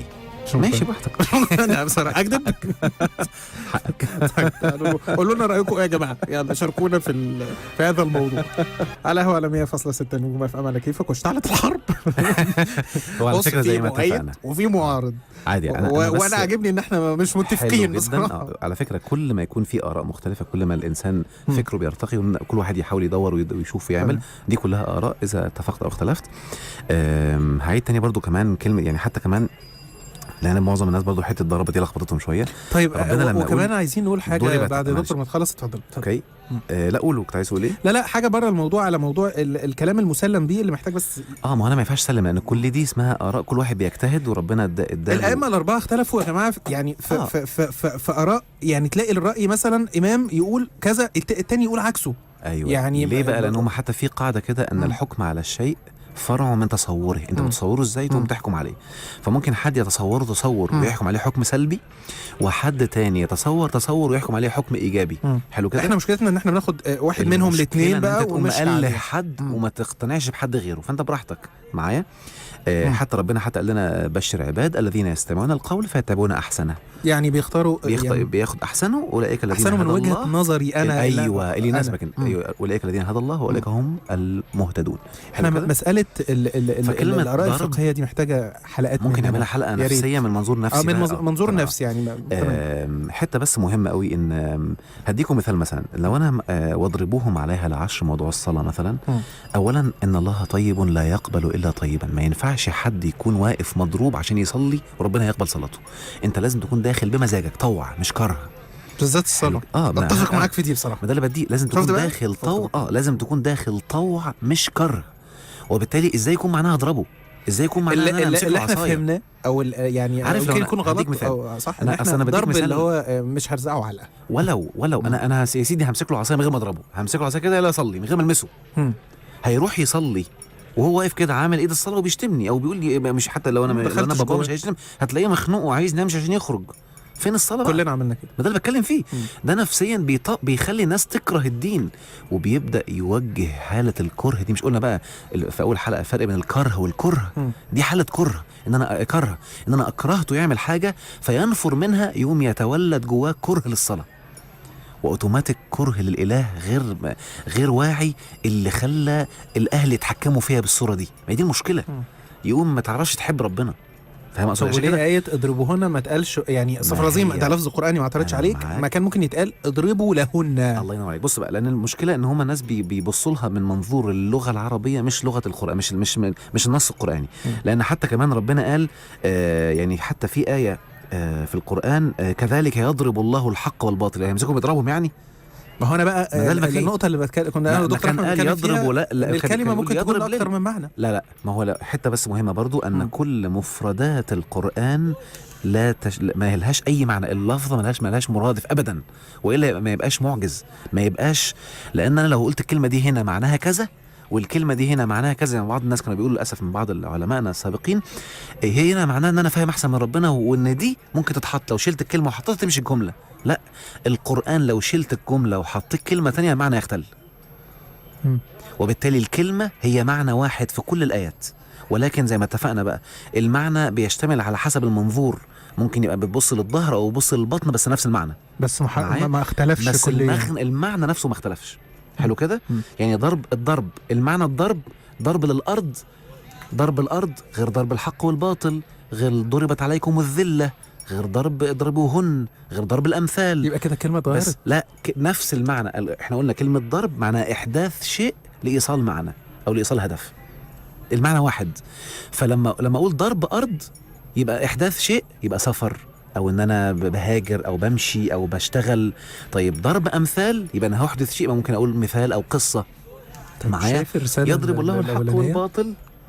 يعني في حد بيستشهد بحديث شريف في حجة الوداع سيدنا محمد قال واتقوا الله في النساء فإنهن عندكم عوان ولكن عليهن ألا يوطئن فرشكم. ما أعرفش ناس حديثة، ممكن أشوفه بعدين. طيب وبالتالي يعني مدى صحة، يعني بغض النظر الحديث قوته أو ضعفه. أنا بقول لك أنا بقول لك أنا هديك مثال بسيط لأن أنا برضو مش عايزين نقف عندها كتير. خليني اللي بيقولوا إن ضرب هنا معناه ضرب غير مبرح، خلينا نفكر فيها منطقيا كده نفسيا. هم فسروا النشوز إن هو عدم الطاعة. حلو كده؟ وبالتالي هي ما قطعتنيش فأنا هضربها ضرب غير مبرح. بص اللي بيحصل كده، لو هو فسرنا واللاتي تخافون نشوزهن إنه عدم الطاعة فعظوهن، طب أنا وعظتها ما سمعتش كلامي، فهجروهن في المضاجع، طب أنا سبتها 4-5 أيام بعيد عنها وبرضه ما سمعتش كلامي، فاضربوهن، هضربها زي ضرب غير مبرح وهتسمع كلامي؟ هيقوم رايح داخل بيعجن مش بيضرب. هي دي المشكلة. دي مشكلة اللي بيطبق الآية غلط. مش لا معلش، يعني النهارده هي لما انا هجرتها ما سمعتش الكلام ولما انا وعظتها ما سمعتش الكلام، هاجي امسكها اضربها ضرب غير مبرح، هتسمع الكلام؟ او ما بقى اضرب لها مثل فتسمع الكلام. اضرب لها مثل فتقوم سمع الكلام؟ لا هتسمع الكلام. ضرب يعني المثل عملت كل ده وفي الاخر هتسمع الكلام بمثل. كلمه ده اللي بتكلم فيه. انا بقول لك ان انا حتى معترض على كلمه نشوز هنا لان المعنى مش جاي اصلا، لان اساسا لا يحق للرجل ضرب الست عشان تعمل حاجه اصلا، ده اكراه. يعني لا يحق للرجل انه يجبر مراته على حاجه مش عايزاها اساسا، فمش بيضربها عشان تعملها. مفيش مخلوق من حقه يضرب حد انه يعمل حاجه. ما هو التسلسل يا دكتور، يعني انا بديك مثال. انا بديك قاعده مع بعض. انا بديك قاعده الاول. التسلسل اللي حضرتك قلته اللي هو الاول لو نصح ومفيش فايده بعد كده هجر في الفراش، بعد ما يهجرها يرجع يقول لها طب انا هديكي مثالين. طب يعني حلو الحته دي. بص بقى، عشان كده انا قلت لك ان ضرب المثل مش معناها ان انا بديلها مثلين. انا ممكن لو انا النهارده قمت قايل لواحد على فكره النهارده الحاجه دي مثلا، لو بدي مثال مثلا معكوس شويه، ان انا الزوجه مش عايزه تعمل الحاجه دي، فانا بقول لها تخيلي بقى لو انت دي عشان ما بتعمليهاش عشان ترضي نفسك وعشان تعنديني، لكن تخيلي لو عملتيها لله وحاجه تدخلك الجنه براحتك، بس انا بدي مثل يخليها تعملها بمزاجها وطوع مش غصب. مفيش في الدين حاجه فيها كره، افهم الحته دي، لا اكراه. عشان كده اطيع، ده حتى ربنا لما قال لنا اطيعوا الله اطيعوا الرسول، الطاعه جايه من الحب مش من الكره. عشان كده لما ربنا قال السماوات والارض اتيها طوعا او كرها قالتا اتينا طائعين، يبقى المفروض الطاعه فيها انا اعملها بمزاجي. يعني ممكن زوجتي طاعه ليا تنزل انا تعبان تحط، عارف انت زي السيد زمان، تحط رجليا في ميه وملح وتقعد تدعكها لي، هي طاعه بتعملها بمزاجها مش انا بعمل خليها تعملها غصب عنها زي ما صوروها في الافلام كانها كانت مرعوبه. لا ما انا بقول لك هم صوروها في الافلام، لكن الست لما تحب زوجها بجد ممكن تعملها له. صح. وهو يعملها لها، ده طوع مش كره مش اجبار. حتى في القران ايات كتير جدا، وذكر انما انت مذكر لست عليهم ايه لست عليهم بمسيطر، والضرب مش سيطره، وان انا اقول له زعلان منك مش سيطره عشان يروح يعملها، ده سيطره. بس سيطره نفسيه، في سيطره جسديه ماديه وفي سيطره نفسيه معايا. وبالتالي ما فيش في ديننا اي نوع من انواع السيطره نهائي، والسيطره عكس الحب. انتبه بقى، اللي بيسيطر بيحب نفسه. يعني انا النهارده لا يمكن اتخيل انا كاحمد عماره ان انا اضرب مراتي عشان تعمل لي حاجه. ايه ده؟ ما انا اسف، ان شاء الله انا ما عملت، هي حره، ربنا يحاسبها، انا مالي. لكن اللي عنده كل شح، الناس احمد ما انا هكمل لك، انا هديك مثال بس، انا هكمل لك بقى. اللي عنده شح، بالمناسبه دي حته كويس ان احنا دخلنا في الحته دي. اللي عنده شح قيمه رجولته بتختل. ما هو شح في كل حاجه بقى. فيبدا يثبت رجولته بالاجبار، بالعنف عشان يثبت انا راجل. لا بقى انا راجل، ده انا راكب قارون، والكلام الفاضي اللي بيطلع في الافلام ده. ده كده، انا اسف معلش اقول كلمه كده، اي راجل بيجبر زوجته على شيء وبيخليها تعمل حاجه باجبار، ده فاقد للرجوله وبيحاول يعوضها بالاجبار. واي انثى بتعاند زوجها، ايوه حلو عجبته بيحيوك مع انه راجل.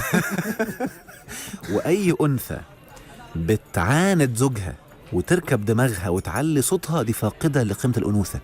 ده كده مفيش في مصر رجاله ولا ست. ده اللي بتكلم فيه. فهم خلل، لان النفس فيها شح، فحاله الحب ملخبطه كلها.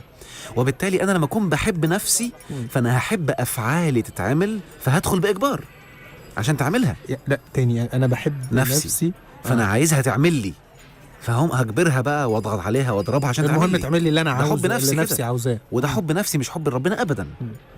فاهم اقصد ايه؟ مفيش حاجه عشان ربنا اضرب اساسا.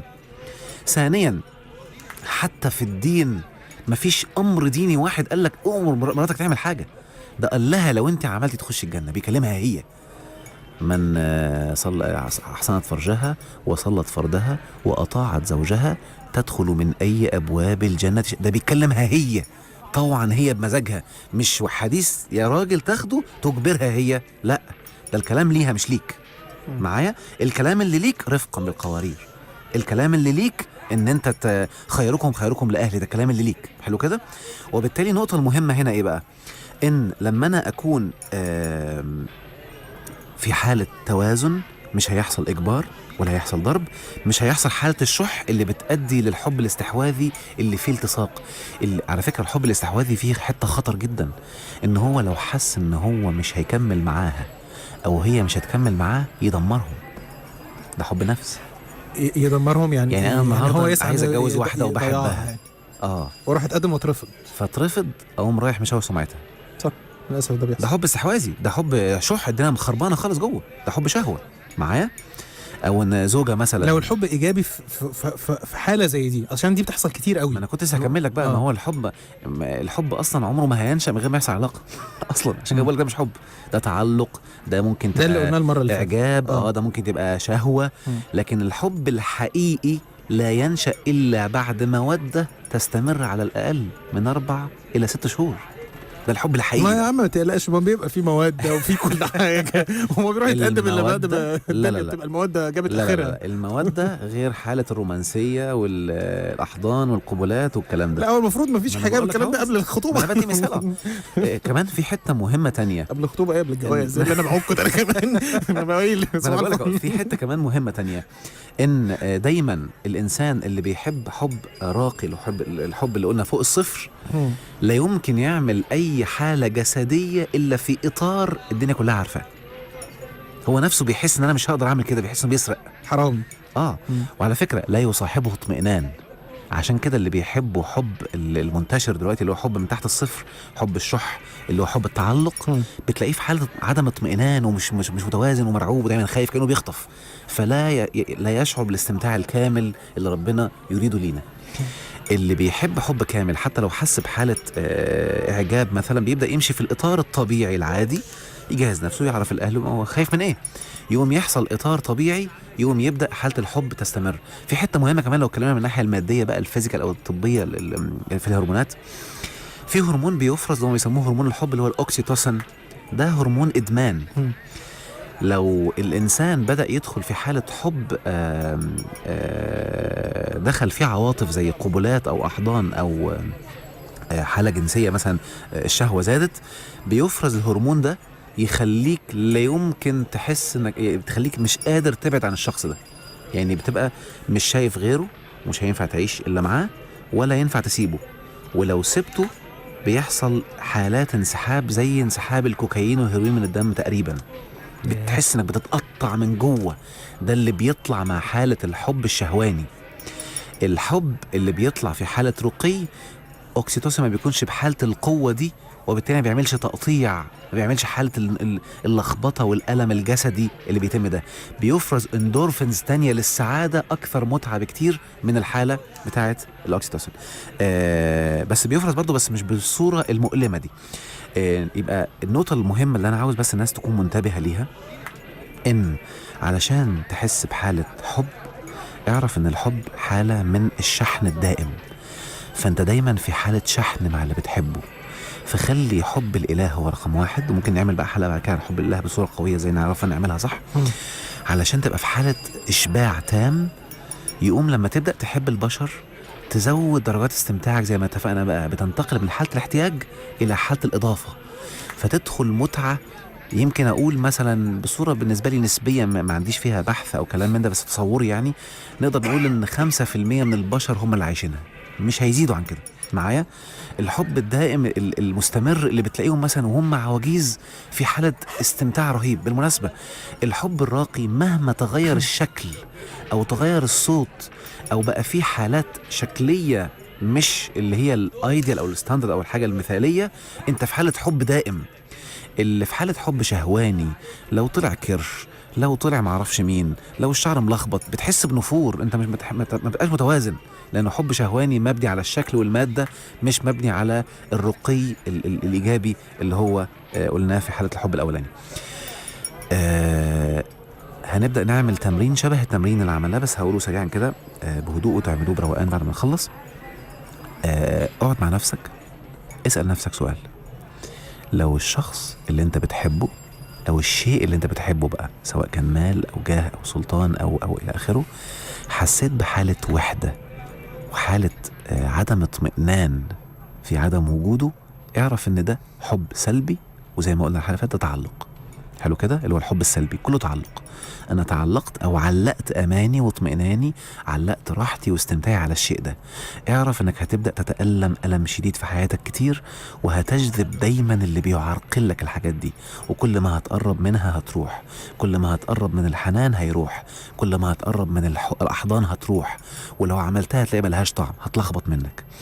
لما تبدأ تعمل زي التمرين بتاع المرة اللي فاتت، ان انا بكسر كل تعلقي بالماديات وبالاشياء عشان ابدأ اعرف ربي صح، واعرف صفاته واسماءه، اتعرف عليه من جديد عشان ابدأ استمتع واشحن. لما تشحن هتحس بحالة، عارف اللي بيروح هتدقها كده. مثلا لو انت النهاردة رحت لواحد غلبان واديت له حاجة كانت بالنسبة له هو محتاجها قوي، فبقى فرحان وسعيد وبيدعي لك من قلبه. عارف الحالة دي حالة راحة، لأنك انت عملت حاجة هنا خير، فبتبدأ تشحن ساعتها من ربنا، انك عامله لله مش لنفسك. معايا؟ بتبدأ تشحن الحالة دي. الحب بقى اللي مع الله واللي بيطلع بعديه مع الخير ومع الناس بتبقى أعلى منها بكتير جدا جدا جدا. معايا؟ فابدأ اعمل حاجات فيها خير عشان تقرب وتحب ربنا بجد. تقوم بعد كده لما تيجي تحب حد او تتعامل مع حد، اتعامل معاه بنية احساسه بالامان، احساسه بالاطمئنان، اشعاره بالحرية، واشعاره بالدفء العاطفي. عشان كده حالة الانس بيبقى مكونة من حاجتين: ود ورحمة. ود يعني علاقة فيها ود، زائد رحمة ان انا قريب وبتعامل بحاجه فيها حنيه ولطف. حلو كده، صله، يعني كاني كونكتد قوي بيك وانا بكلمك. يعني ممكن اكون بكلمك يا يونس وانا مركز في حاجه تانية. هنا مفيش رحمه. رحمه يعني صله على فكره. معايا؟ وصله بمشاعر بقى وكل حاجات فيها. يعني انا مثلا ساعات الاقي حد قاعد في التلفزيون بيبص وحد بيكلمه، معاك سامع. انت سامع بس مش منصت، سامع بس مش منصت. مفيش اتصال، مفيش كونكشن. هنا انت ممكن تلاقي قدامك نفر منك، الانس بيختل ساعتها. معايا؟ لما نكون بنتعامل مع بعض بود وبرحمة وبدفء عاطفي، وكل إنسان هدفه يدي التاني الحالة دي، هنا بيبدأ ينشأ الحب بجد. اللي لا يمكن ينشأ إلا بالأخلاق والخلق. لازم يكون في خلق عشان ينشأ معايا. تلاقي الحب بقى رائع جدا، وكل واحد بيتفانى لأنه عارف أنه في اختبار. وزي ما اتفقنا، أنا النهاردة في اختبار ربنا هيحاسبني، أنت هتعمل معاها إيه يا راجل؟ لو بتكلم عن الحب مع زوجين، وانت هتعملي معايا ايه يا ست؟ طب لو بتكلم عن الحب في العمل، انا النهارده بشتغل وانا بعمل. الناس اللي بتحب حب الشهوة ما بيستمتعش غير لما العمل يخلص، فتلاقيه في حالة توتر ومستعجل وسترس ومتنرفز لغاية ما العمل يخلص عشان يشبع حالة الطاقة دي، وبالتالي ما بيعرفش يدوق متعة كبيرة. اللي بيعمل الحب او بيعملها لله سبحانه وتعالى، بعمل خير وعارف ان ربنا بيحبني، بتلاقيه اثناء عمله مستمتع حتى لو ما خلصش، لان مستمتع. انا حاليا بشحن وفي حاله استمتاع، فبيشبع نفسه جدا. يوم لما ينتهي العمل يدوق متعه مختلفه عن متعه الشخص التاني، ما هوش من حاله شح او اشتياق او لهفه بالصوره دي. يبقى لو عاوزين ندوق المتعه الحقيقيه وندخل الجنه على الارض، نرتب درجات الحب. اعلى درجه للخالق، الدرجه اللي بعدها لحب الخير، ومن ضمن أعمال الخير في التعامل مع الناس. مش الخير بالمعنى اللي احنا واخدينه. أيوة، بس أنا هختلف معاك، هتعامل معاك بإحسان. أحسن حاجة في التعامل ده الخير معايا. مش هنتقلب أعداء، مش هبدأ مش هشتم بقى ولا هأذي ولا أطلع عليك كلام سلبي ولا أطلع أغتابك ولا الكلام الفاضي اللي بيحصل ده. إيه انت بقى ازاي ادرب نفسي على الحته الحلوه دي؟ هي أنا محتاجه. اختلف معاك. احنا ما اعرفش هل ده مؤخرا بقى زايد عندنا ولا هو كان موجود واحنا مش واخدين بالنا. الانسان لا يمكن يقدر يتعامل مع الاخر بصوره ايجابيه الا لما يكسر حب نفسه، اللي هو التعالي. لان حب نفسي 100% وحب هوايه اللي هو التعالي. ما هو ده بينشأ عن يا احمد شهوه الكبر هي اللي ورا الموضوع ده. ان انا بحب نفسي قوي، بس مش بحب نفسي بقى لان حب النفس طبيعي حلو، لكن انا بحب ابقى احسن منك وانت اقل. ممكن احسن من اللي انا مختلف معاه. خلي بالك. انا احب ان ابقى احسن منك وانت تبقى حلو بس انا احسن، بس انا فوقك. الكبر لا، انا احب ادمرك عشان ابقى احسن من غير ما انا اتغير.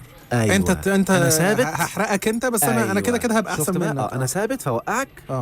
يعني تلاقي عشان كده على ظهره اللي عنده الكبر ده او العجب ده لازم لما يجي يتكلم على حد يلقح عليه، يقول كلمه وحشه عليه، يتنك عليه، يتريق عليه، يهزقه، يهز صورته عشان يشحن. وبيشحن الحاله دي. شفت كذا كذا شايفين بيعمل ايه كذا كذا كذا. وانا بقول ده من جوايا ببقى مقتنع ولا انا عارف ان انا عندي نقص؟ انا مش واخد بالي. بس انا بحس ان انا برتاح لما اعمل كده. انت شحنت كده خالص. بتحس ان انت حتى لو حد قالك يا اخي اتقي الله واتكلم كلام ايجابي، تلاقي نفسك بتعملها وانت مش متظبط. انا عايز اهينه. مش ده اللي بيساعدني. ايوه. انت كده مصدر شحنك هو كبرك. فلما يجي الحد ده يختلف معايا يبقى سنه سودة بسرعه بقى يقوم طالع كله اللي هو انتبه كده، اللي هو بيبقى ألد الخصام لما بيختلف. يا رب بيبقى مصيبه عند الاختلاف، مع انه ممكن يكون ما يعرفكش يا دكتور. يعني يعني مثلا يعني اكيد حضرتك بتلمس ده في الشغلانه بتاعت حضرتك. يعني اكيد انت ليك اراء صادمه وكل حاجه. بس يا رب احنا بنشوف حاجات حلوه جدا. بس هل الطبيعي مثلا ان انت تقول رايي؟ انا وانت اختلفنا اهو، تمام. يعني ممكن في الفاصل قمنا ضربنا بعض عادي. هتشوف الفاصل يعني. بس لا هغلط فيك ولا الواحد. حتى مش مساله ان انت ضيف لا، انا مش عارف يعني ما اعرفش. هي دي بقى يعني هي كده. انت حر في رايك. ما هي دي بقى. خلي بالك ولا حاجه مهمه قوي. مش احنا اتكلمنا المره اللي فاتت ان الانسان بيتعلق بالاشياء اللي بتديله قيمه. لو انا النهارده قيمتي واخدها من ربي لاني عامل خير وعامل حاجات صالحات، فانا مش هحتاج اعلي قيمتي لما هينك. لكن الانسان اللي مش حاسس بقيمه نفسه، انه بعيد ومش بيعمل اعمال خير وبيعمل صالحات كتير ومش واخد باله معايا، بتلاقيه لما بيروح يهين حد بيحس بقيمته، عمل حاجه قيمه. انا بيحس بنفسه قوي، بيحس الطاقه دي طاقه مدمره على فكره. يعني على فكره مش منظور ديني بقى دلوقتي، ده انا بتكلم ان انت كل ما تجرح حد وكل ما تاذيه بتشحن طاقه سلبيه بترويك، بتجذب لك مصايب لحياتك كتير وانت مش واخد بالك. صح معايا. وبتكذب بلاوي زرقاء لان دي طاقه خبيثه. هقول لك حته مهمه كمان يا احمد، دي كمان بما اننا بنتكلم عن الحب برضو مهمه اقولها عشان الحالات الزواج وجذب شريك الحياه. من الطاقة الخبيثة الكره الشديد للأشخاص والأحكام عليهم. بمعنى عارف لما أنا أكون في حالة كره والدي مثلا بخيل، فانا بكره بابايا عشان بخله، وبكره مثلا بابايا عشان قسوته، او اتعرفت على واحده صاحبتي، او واحده صاحبتي اتعرفت على واحد واتجوزته وطلع قاسي قوي، فانا بكرهه عشان قسوته. حلو كده. يوم اللي يحصل انا بكرهه عشان قسوته، يوم ابدا اشحن طاقه قسوه وانا مش واخد بالي. بكرهه عشان بخيل، ببدا اشحن طاقه بخل وانا مش واخد بالي. يوم اللي يحصل اكذب واحب شخص بخيل، يا ستار. وتلاقي نفسك مش قادر تستغنى عنه، وتلاقي نفسك بتقع في حال تحت. ليه بقى؟ لان انت في حالة شح، فطاقته بقت متساوية، فهو بيشبع الحالة دي جواك، فتحس نفسك. عشان كده دايما بقول للناس كده، لما تكون طاقتك خبيثة مش معناه ان انت انسان خبيث، لا، ممكن تكون طيب بالمفهوم البشري، طيب جدا، وده معنى الآية الطيبون للطيبات والخبيثون للخبيثات. هنا بنتكلم، انا منظوري للآية دي منظور طاقات مش صفات شخصية. ان الطيبون للطيبات ذوي الطاقات الطيبة لذوي الطاقات الطيبة، وذوي الطاقات الخبيثة لذوي الطاقات الخبيثة. يبقى لو انا انسان طيب بالمفهوم العامي اللي احنا فاهمينه، طيب وغلبان، طيب وغلبان مفهوم العامي، ولكني طيب مفهوم الطيب، الطيبة البشرية الموجودة، الناس اللي فاهمها المفهوم العام الدارج. ولكني وانا طيب بكره جدا الناس البخيلة، وبكره جدا القاسين. هكذب واحد قاسي وبخيل لان طاقتي بقت طاقة خبيثة من طاقة البخل وطاقة الشدة. عشان كده انتبه كده، كل انسان بيكره حد مثلا قاسي، بتلاقيه لا يشبع إلا لما يقسو عليه. يقسو على مين؟ يعني أو يقسى عليه هو؟ يعني أنا النهاردة الوالد بيتعامل بعنف مع الابن مثلا. أنا النهاردة كاره جدا جدا جدا حالة القسوة دي جدا، ولا يمكن، بيقسى عليا ومش ممكن، وأنا كارهه قوي. هتلاقي نفسك لما تتنرفزت بتقسى على غيرك. ما هو شرب لنفس الطاقة، أنت شاحن طاقة أصلا، عشان أبين لك إنها بقى جواك. بتلاقي نفسك لما اللي كان بيتعمل فيها بعمله في ولادي. ايوه، ما ترتاحش لما تقسو على غيرك الا لما تكون واعي بقى. لو انت واعي وعارف ان دي حاجه غلط، بس ما جواكش غل تجاه الشخص، لا يمكن تعملها مع حد. لما يتحول جواك غل لشخص بتشحن من نفس الطاقه، يبقى لا ترتاح الا لما تفرغها في غيرك من نفس الدرجه. فانتبه للحته دي.